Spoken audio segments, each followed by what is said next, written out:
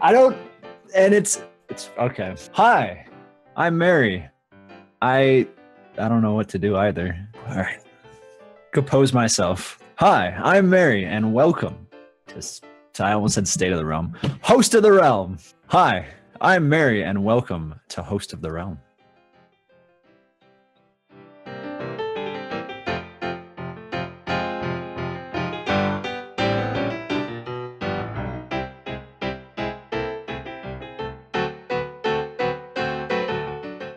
So before Final Fantasy XIV came out, I was always into MMOs. I've been playing MMORPGs since I was like, I don't know, 10. I'm 26 now. It's like 16 years. And I think at the time, before 14 came out, I was bouncing around a lot between Final Fantasy Final Fantasy XI and World of Warcraft, with some other random MMOs like here and there. But I think I was just fresh out of high school for about a year. I was probably like 19. I was just playing a lot of MMOs. I was working at a pizza shop, Papa Murphy's. I wasn't going to school, so I was just kind of working and gaming. I didn't really know what I was going to do with my life at that point. I was still living at home, so I wasn't like super into a lot of stuff besides gaming back then. Honestly, like I watched some movies here and there, and maybe I watched the occasional anime, but it wasn't like something I was really into, you know? Honestly, it was a lot of gaming. I grew up in Minnesota, and I lived in Minnesota for the longest time. I lived kind of out in the middle of nowhere, farmland, Minnesota, and so there wasn't a whole lot to do. One of the things me and my friends would do is my friend had this big like minivan, and we would just hop in his minivan some nights, and we would just drive around, and we'd do what we would call treasure hunting, where we would look for discarded stuff at the side of the road. And I have this one really vivid memory where it was really late at night and we were driving around in the middle of nowhere out in some forest. We were driving by like, access roads to like houses back in the woods. And there was this old TV, like, the box TV. And so we threw it in the back of his van and we drove all the way back to my house, and we managed to get the TV working in my garage, and we played Super Mario 64 on it, I think, for a little bit, and then we just brought it back and left it where it was. That was fun. That's what we did in Minnesota. We drove around and picked up garbage.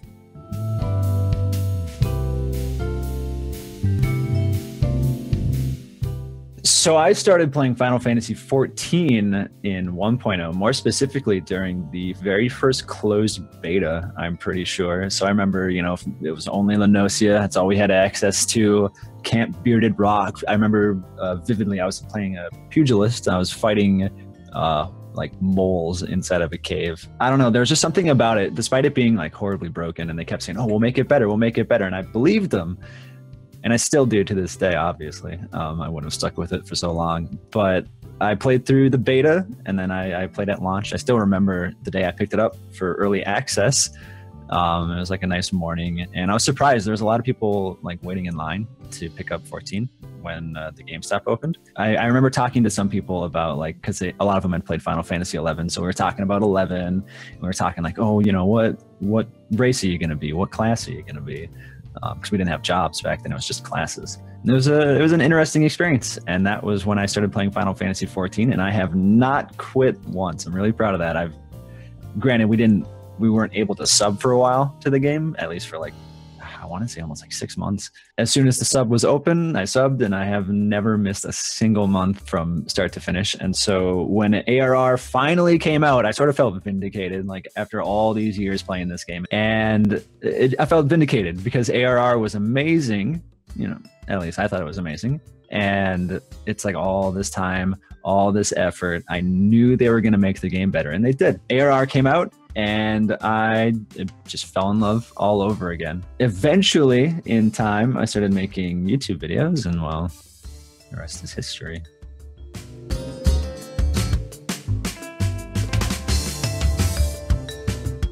My very first video, back then I had recently moved down to Virginia. I was looking for work, more steady work rather. I had like a part-time job doing maintenance work and groundskeeping at an apartment complex for one of my roommate's parents. I wasn't sure, I still had no idea what I wanted to do with my life. I think I was like 21 at the time, maybe 22, probably 22. Eventually, I started thinking, like YouTube would be cool, but I'm not that funny. I'm not that interesting. Back then I was really shy and awkward and kind of, you know, just, I was your stereotypical like awkward nerd. I didn't really socialize with a lot of people. I preferred to kind of keep to my room and just kind of play games and all that stuff. The idea of being like this YouTuber or whatever else was always on my mind because I loved watching YouTubers. And it's like, man, that's so cool. They get to do what they love, entertain people, all this awesome stuff. And it'd be really cool to do that as well. But I didn't think I had it in me. Something that finally kind of like pushed me over the edge, I guess, was I used to watch a lot of Warcraft machinima, you know, things like Illegal Danish, the classics. And I used to always think they were so cool. One day, I don't know what it was, on a whim, I was like, you know what? I'm going to try making a machinima in Final Fantasy XIV because it didn't really exist at the time. And I was like, you know, no one's done it yet. Maybe I should try. And I did. I think it was my carpentry short, my very first Merri short. People loved it. And it was the craziest thing because I remember watching it and being like, this is not funny. This is super cringy and awkward and stupid. But people loved it. They ate it up. And it was a huge confidence boost. And ever since then, I just kind of started, you know, I started making more and more and more videos. You know, eventually I found out about Twitch and people were like, oh, you should try this. And I tried it and like that took off and it's been a crazy ride. It's been a crazy ride.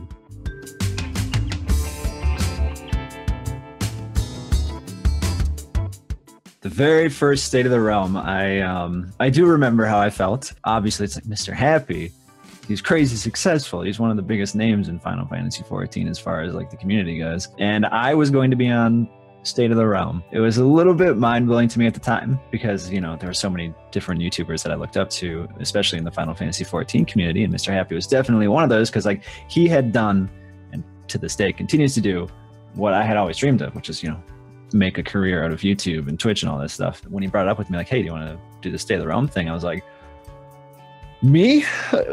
Because at the time, you know, I still felt like I'm me. I'm not, you know, I'm Merri. I'm not this crazy successful big name. And it was really humbling. But at the same time, I was also really nervous because here's these big names and I'm me. And I was still kind of at the time getting over being like super camera shy and all this stuff. Even to this day, I'm still really quiet on most things that aren't my own stream, which I'm sure a lot of people are aware of. I remember being really nervous and really quiet. But afterwards, it felt like a huge weight off my shoulders. I was like, whoa, I did it. I made it through it. Kind of awkwardly, but I made it through it. It was a cool experience. Moving forward, I feel like I got every episode further, like I got a little more confident. I got to know my fellow hosts a little bit better. And then as time went on, you know, eventually I met them in real life. We grew to know each other more and more, and everything just kind of became a little more natural. I'm still kind of quiet every now and again. And mostly nowadays, it's because I have this really hard mental block where with these kind of shows, you know, people usually just talk over each other and they kind of sometimes they'll get their thought out. But I'm really like adverse against that, I guess. And so if someone's talking, I will not, if I can not interrupt someone, I absolutely will never interrupt someone.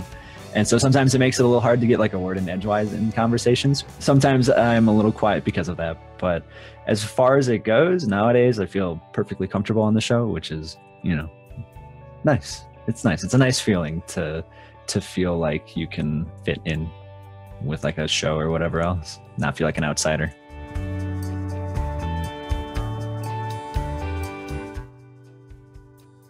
So the first Final Fantasy XIV fan fest I went to was the second one. I didn't go to the first one. I don't even know where to start with this one. It was a crazy experience. So I had never been on a vacation of sorts as an adult. We would occasionally go on like family vacations when I was younger, but I think the last family vacation I had been on, I was probably like 14 years old. Now I was 25, and so I hadn't been on a trip in forever. Ever since I became an adult, the only time I'd ever really left home is when I moved out.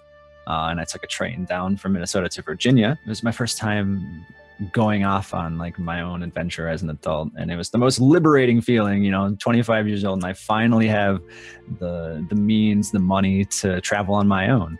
It was my first time flying. I'd never been on a plane before, so that was really cool. It was a magical experience. Not only because it was like this, you know, this final liberating moment where I felt like I finally kind of had control of my life. And it's like, yeah, I got to go on this trip to Las Vegas. The reason that I was there. You know, I was meeting up with all these fans of this game that I loved, this game that I built my life around, essentially. Even beyond that, people knew who I was. That to me was probably the single most crazy thing that's ever happened. It sticks in my mind and I think about it a lot. It's just the most incredible, humbling feeling to be walking down this hotel in Las Vegas. All this crazy shit's happening, all these people around, and someone calls out, "Merri!" And like you look over and like there's these people waving at you that you've never met before, but they know who you are. It was amazing. It was the most insane experience of my life. I have so many fond memories. To this day, I still miss FanFest. I wish it wasn't over, you know, and I can't wait for the next one. But it was so cool. And not even just, you know, that, but the fact that, you know, I was free to do whatever the hell I wanted in Las Vegas. So I, you know, did a lot of walking around and looking and taking in the sights and, you know, checking out the different casinos. And I went to a few parties and like all this stuff. It was really, really cool. It was a great experience. And I am counting the days to the next one. I can't wait. So hopefully I'll see you there.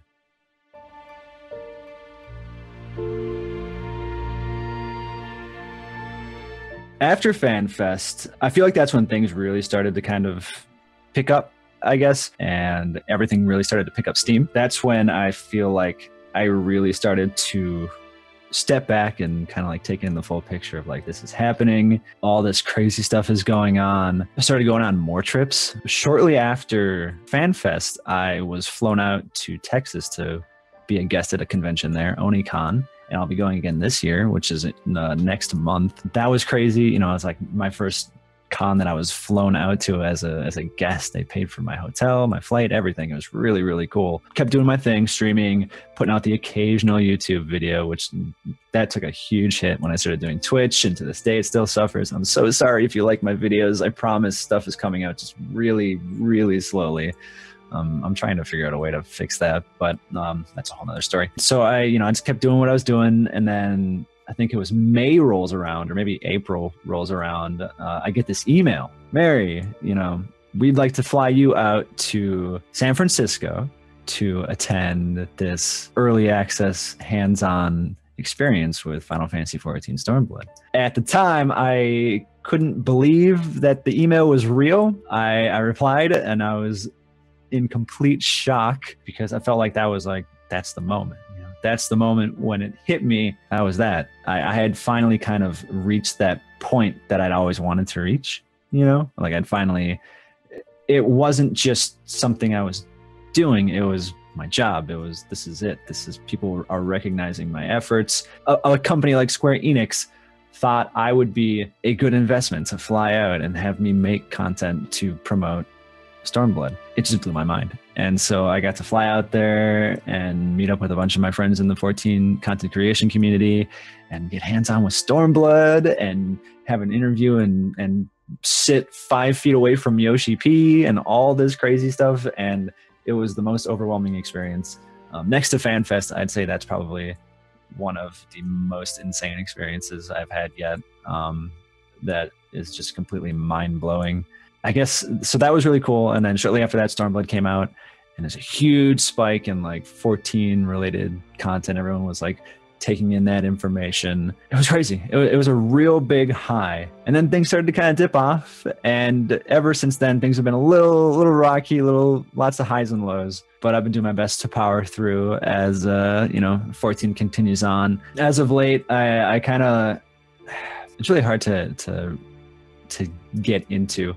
But I kind of almost like bottomed out a little bit. I was pushing myself really hard and reflecting really hard on myself, on my content and what I was doing. And it really started to stress me out and kind of get my mind in a bit of a funk that was really, really difficult to shake.